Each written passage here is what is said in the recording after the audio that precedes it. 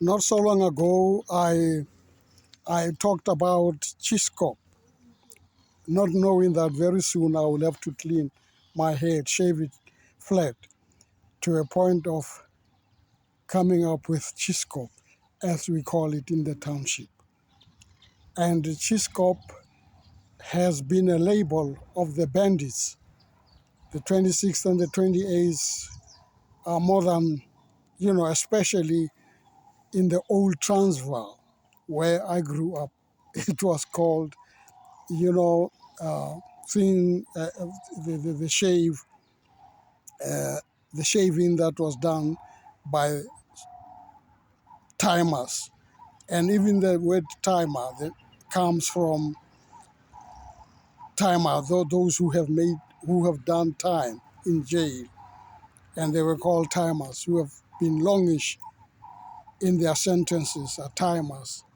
And so people used to walk around like, you know, like they were somebody, not actually somebody, they were something.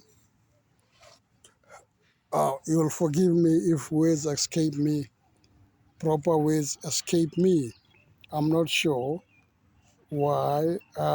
It's because I'm not writing. I'm not writing. I am talking off the cuff. And then there was this Methodist preacher who was stationed at Central Western Jabavu some time back. Very charismatic, warm person, very warm towards people, charismatic, and a very articulate preacher. At some other stage, he was stationed in Mahikeng. He used to preach on this particular day over the radio and say, "Mo pasekeng kabona mudimu. Mo pasekeng kabona mudimu." As for me, mo pasekeng kabona muhudim. Kabona buhudim. Kabona buhudimu ruri amma ruri kabona buhumudim. Kabubona tota. And as I'm saying to you, many of you have been to churches, and I've not been to churches. If you see me in church, don't say, "I have said this and that about church, now I pitch up." I will pitch up for fellowship. And I always say to people, my spiritual umbilical cord is in the AME church. And I go specifically to that church because theologically and philosophically, it means something to me.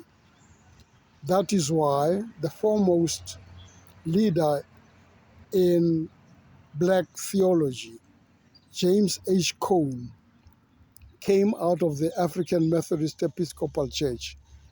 And I want to share with you that he is the father of the AME theology, even surpassing Payne, who was the first to educate ministers in the AME Church. This man, James H. Cone, I have been his follower for a long time, including others like Wilmore and so on. And there was a time when I was being persuaded by some educationists in my church that I'm a very, very notable educationist, former inspector of schools, Mr. W.N. Dona, used to say I must go further my theological studies at the university and so on. And I would say, "Yeah, Babundona, I'm thinking about it." But really, I was not thinking about it. Because all theology was more like Bantu education to me, Bantu education theology. It helped me step up something. It helped me to construct my sermons and run my ministry. But it was more like, you are educated today owing to Bantu education, but you are doing better because you can read more than you were given by Bantu education. So I've read more and I have experienced more because I believe I'm of divine birth. And most of us are of those of us who are of divine birth And let me say generally, everybody is all of this divine birth, sired and wrought to be divine, not brought forth by your ancestors from their loins as a sinner. Sinner does not exist in Africa. Person called sinner. Sin does not. Everything has been clean until it was tarnished and then called sin. We were tarnished and then called sinners.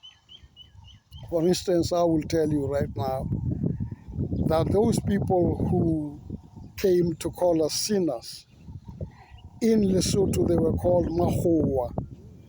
They wore cassocks with caps behind their backs, and as they wore those cassocks, they would collect offerings and foodstuffs and so on from people that they were calling sinners. They even construed a falsehood around Morena Mushweshwe, saying that Morena Mushweshwe was baptized on his deathbed. Fact of the matter is that Morena Mushweshwe was never baptized. He refused to be baptized. But he said there is an element of some good in what you people are teaching. That's where he missed the point. And sinning, by the way, means missing the point. And so these people were called Mahowa because they were beggars. And the adulteration of the term Mahowa is Mahowa. It's an purposeful adulteration. So there's nothing like you went there to clean your sins. You were wasting your time. If you went there for fellowship, like I would do, go there for fellowship, for reasons of remembrance of your parents, your grannies, your grandpa, your grandma. Go there and be part of the assembly and enjoy and meet the people, shake their hands. Don't condemn them. It is not upon you to condemn. I'm not condemning. You'll still see me walking and traveling with pastors. And some of them will remain my friends forever. And others will remain my non-friends forever because I'm very practical. I cannot spend my life being tarnished and being poisoned by people of falsehood and pretense. So this is it, man. The whole thing called sin is not African. We were born in solid families with solid foundations, our ancestors for that matter. We are the ones, together with our fathers, who were messed up by apartheid and colonialism, where we had to carry baptismal certificate to be certified. Even to get a job, you had to get this certification from your pastor that you were baptized, because they would not trust you if you were not baptized. They would presume you are these people who actually saved culture and tradition more than anybody else, these people are called Amakaba, the custodians of the real thing, who stuck it out and who wore red clay on their faces, and they still do. And it is upon going back to those people that you will recover yourself, to learn more from those people that you will recover yourself. So this whole thing of sin is a fallacy. There's nothing called sin. And so I am saying to you, consider that very strongly, that I'm advising you and teaching you that when I went to seminary, I was doing theology. We dealt even with a whole thing called illegitimacy. There was no illegitimate child. There was no orphan. If you find them in the Old Testament, that the kings would get the 10% to offer to help look after the widows and the orphans. That was done even far better here. It did not have to take the king. It had to take your grandpa's household, your grandma's household, to look after everybody else who came to this world in their name. So they didn't even have, it doesn't have to be 10%, it had to be more, because it had to be more love, giving love and responsibility. So I'm saying to you, forget about being a sinner.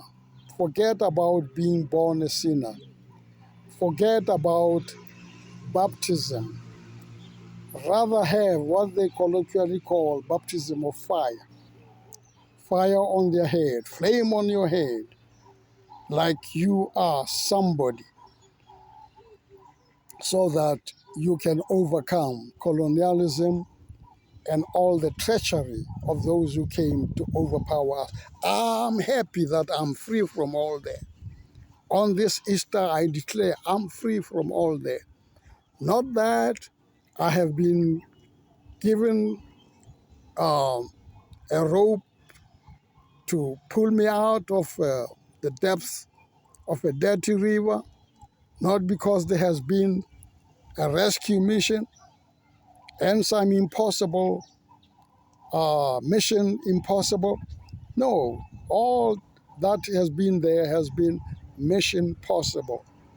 I was brought up by a strong mother who nurtured me so that I should be ready. That's why I'm still alive. Otherwise, I would have died young. I was a sickly child. I could have died. But I was spared. So if you think I'm a nobody, let me tell you, I'm a somebody, more than a somebody. And I'm saying to you, free yourself from the chains of the thing called sin.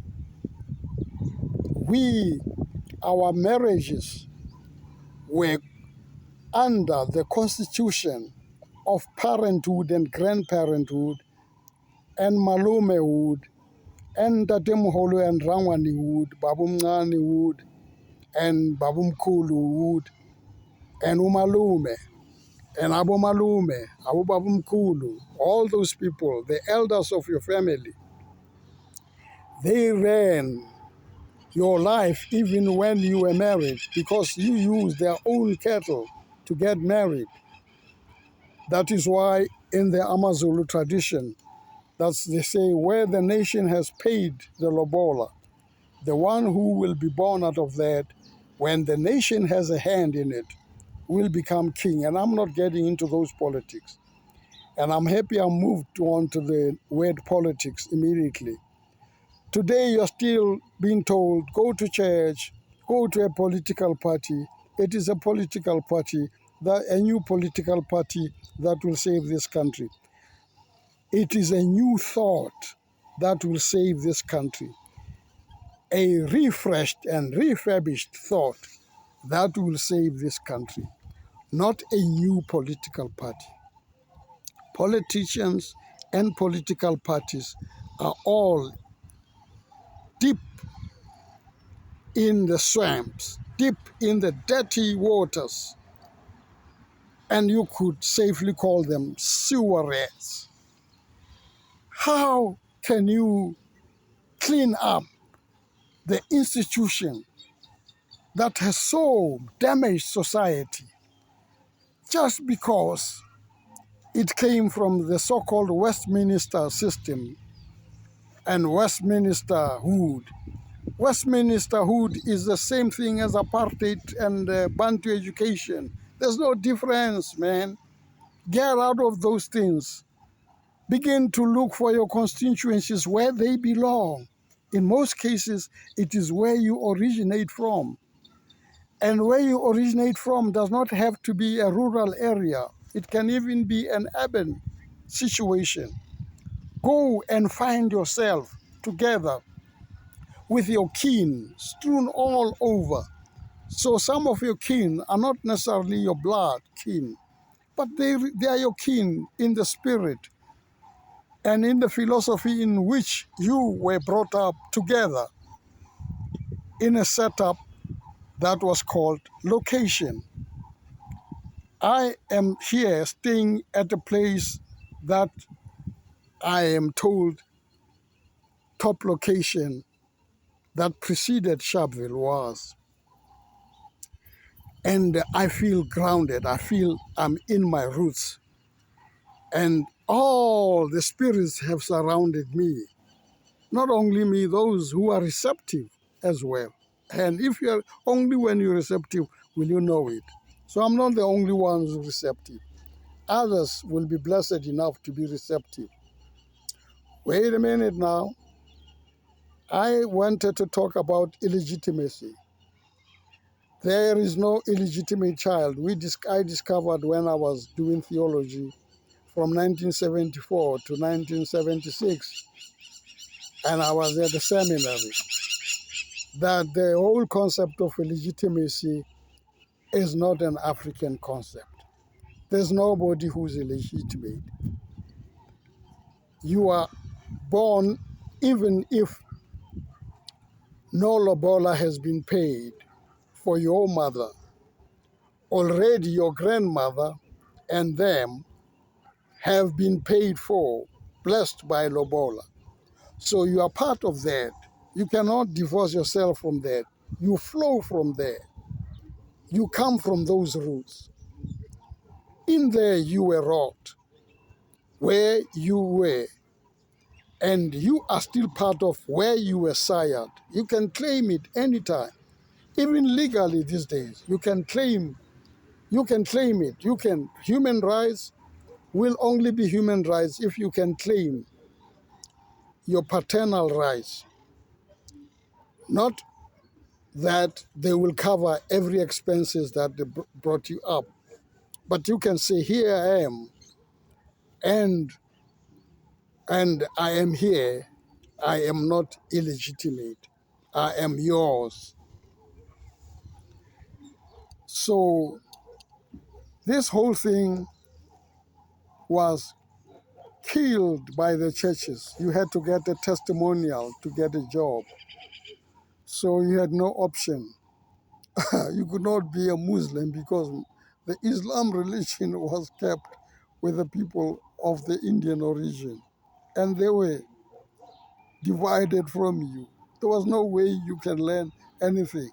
All you had to learn was a stuff called Christianity. Not that I'm speaking for Islam, because any other religion that you would have embraced would have been a foreign force around you. And a foreign force around you makes you a mad man and a mad woman. When Yeshua found somebody in the cemetery cutting themselves to pieces with stone, cutting himself, and Yeshua said, "Man, what has happened?" He says, "Man, Master, I'm here because we are many. There are many regiments around me. That's why I'm in the graveyard. I'm surrounded by many. Many forces are cutting me spiritually as I show it outwardly by cutting my flesh." And Yeshua commanded that person to get out of the cemetery and rise and go home. So if you thought I'm not teaching what Yeshua taught, you are very much mistaken. I will teach more, because Morana Mushweshwe does not mean he was not grounded in his Basutu ways of life. But he knew, and he knew that he could get something out of it, out of what was being taught, and bring it into the fold so that it can work for others as well.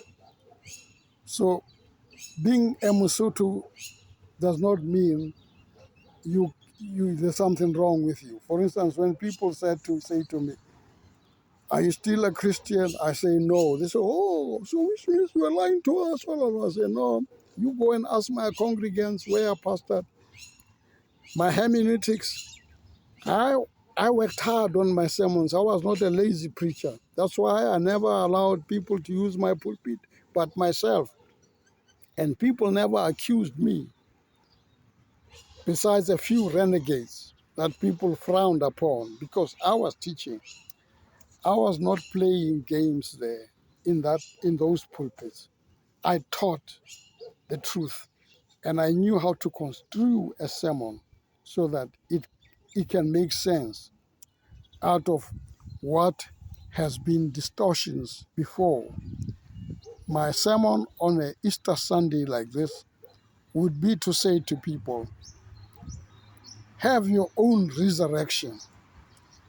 If this resurrection is not yours, it is in vain.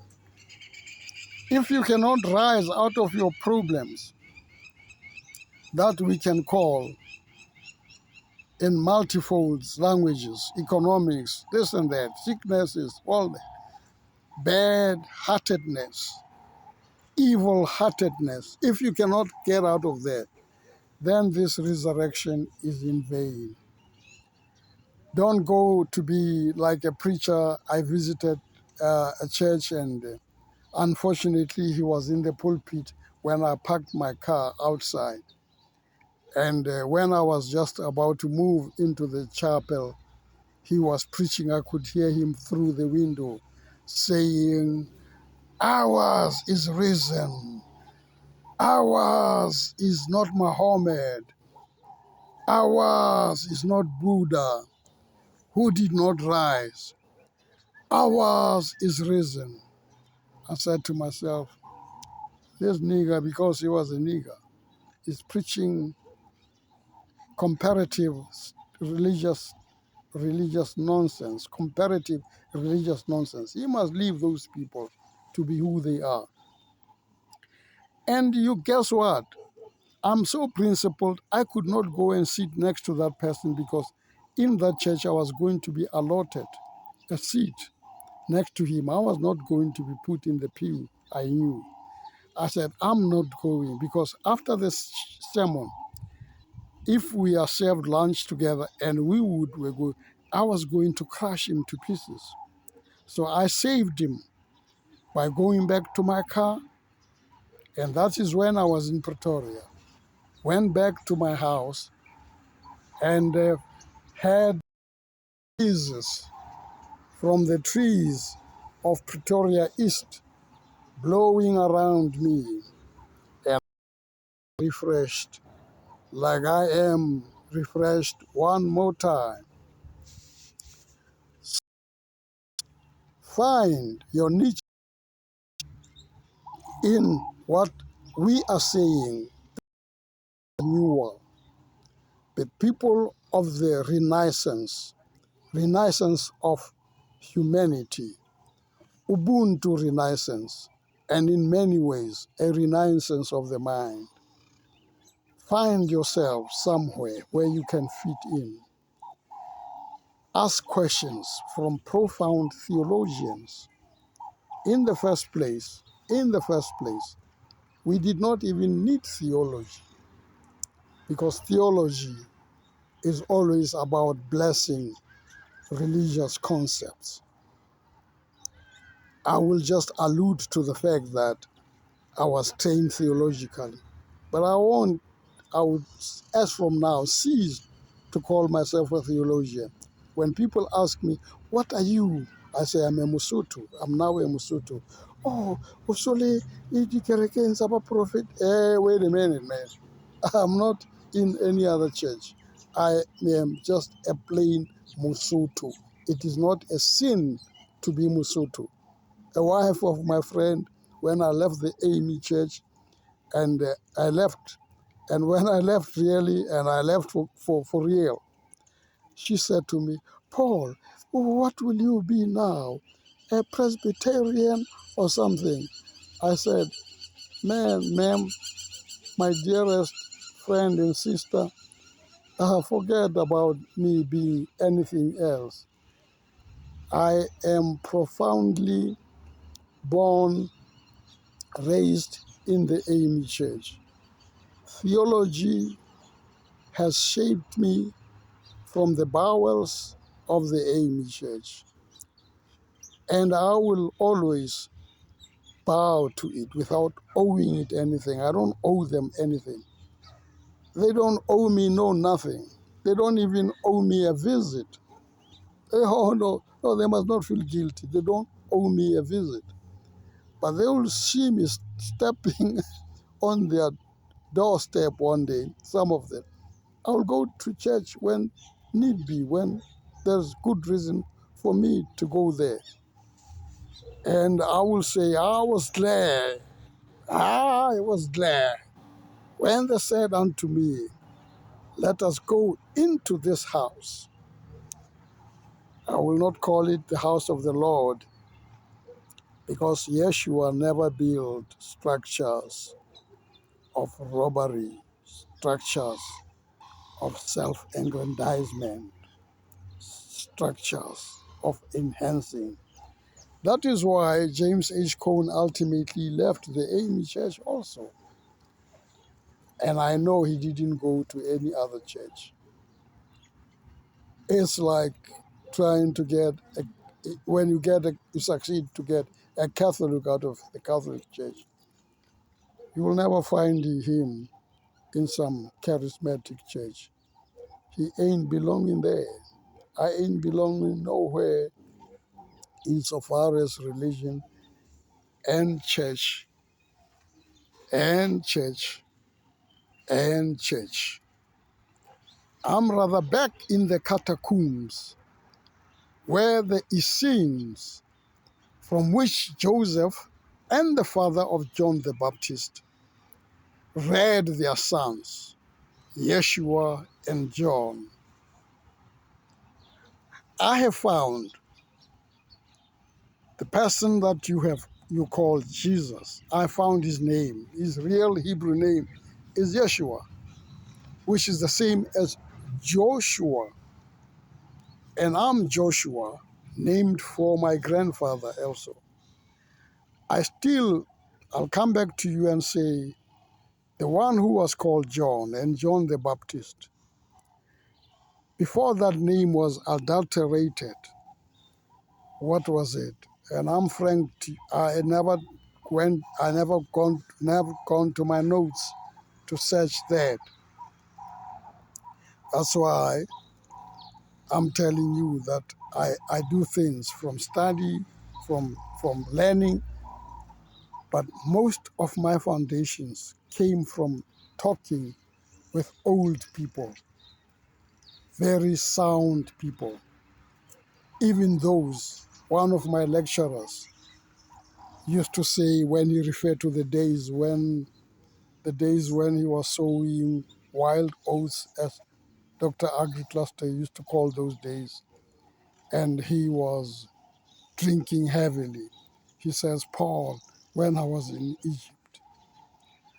And later on, I would look at him and say, my goodness, this man is from a Bible school. He is mixing with theologians.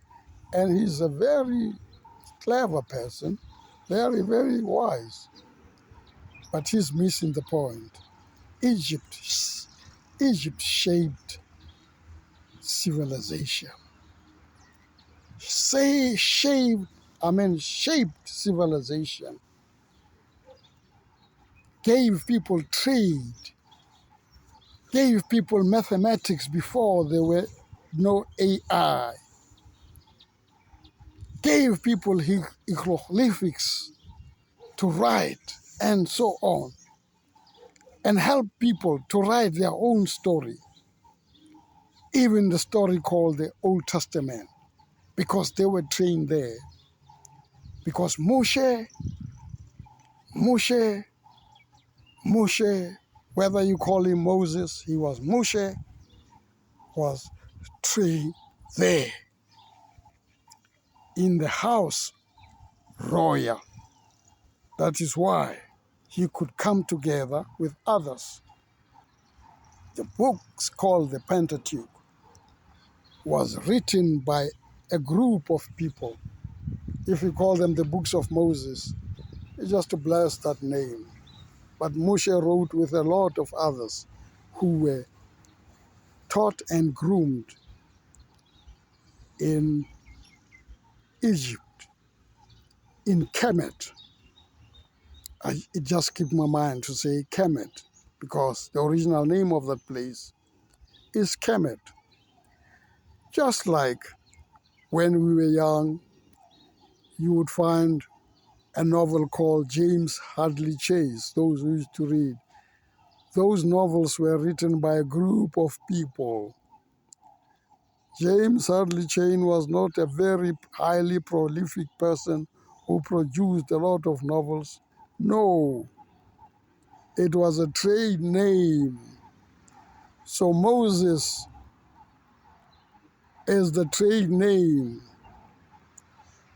after it was distorted from Moshe. All right, have your Easter afternoon and enjoy it with lots of food, meat. Incidentally, on Good Friday, I had a lot of meat, braai, brilliant braai. And I remember excuses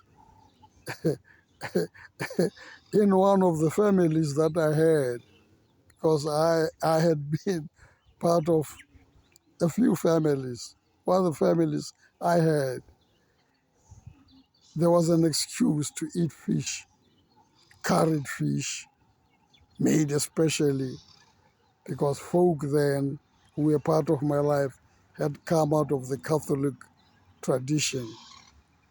And I enjoyed this fish. I used to enjoy it and enjoyed it indeed. Thank you.